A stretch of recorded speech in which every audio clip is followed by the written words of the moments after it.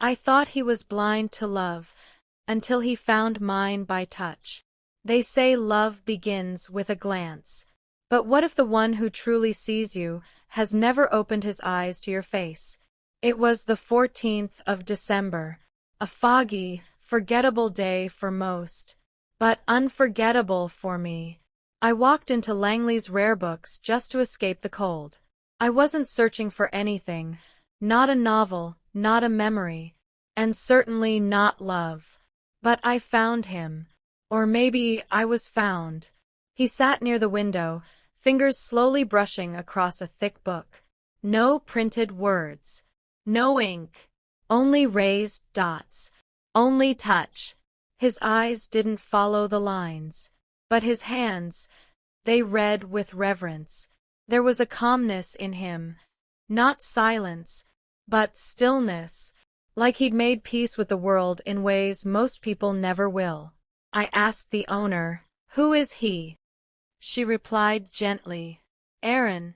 He's been coming here for years. Always poetry. Always alone." That night, I left with no book, but 1,000 questions written across my heart. The next time I visited, I timed my arrival.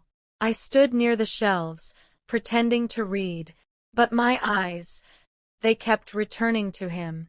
He didn't look up. Not once. Yet somehow I felt seen. Days turned to weeks.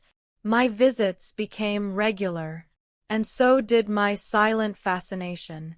Then one afternoon, as I reached for a book, I knocked another to the floor.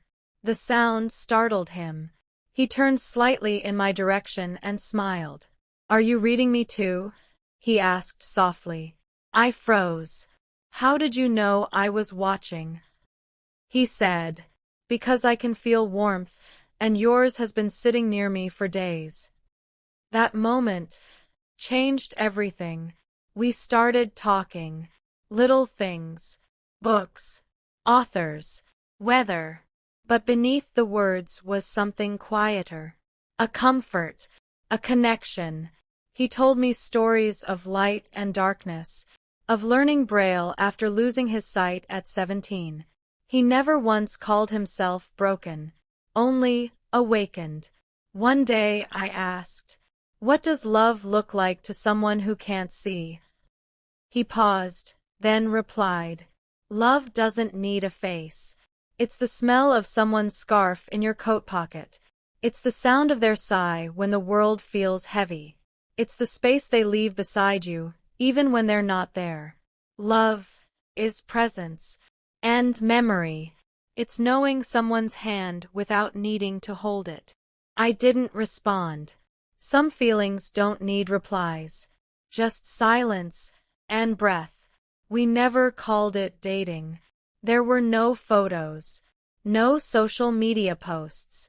But there were moments, sitting side by side as he read Neruda aloud, laughing over shared coffee, walking slowly so he could feel the sidewalk cracks beneath his cane, and I could feel the rhythm of his world. Then came a night I'll never forget. He handed me a small black notebook. No title, no ink, just Braille. I opened it, confused. "What is this?" he said. "Your name." I wrote it, over and over.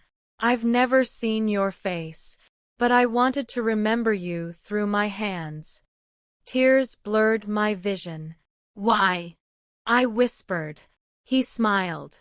"Because you've become the most familiar thing I've never seen." That night, we didn't kiss. We didn't hold hands. We just sat, hearing the rain, breathing the same air, existing in a love so deep, even light would drown in it. I once thought love was something loud, fireworks, declarations, grand gestures. But now I know. Love is quiet. It's felt. It's known. Aaron never saw me, but he made me feel more visible than anyone ever had. And to this day, when I think of love, I don't picture flowers or rings.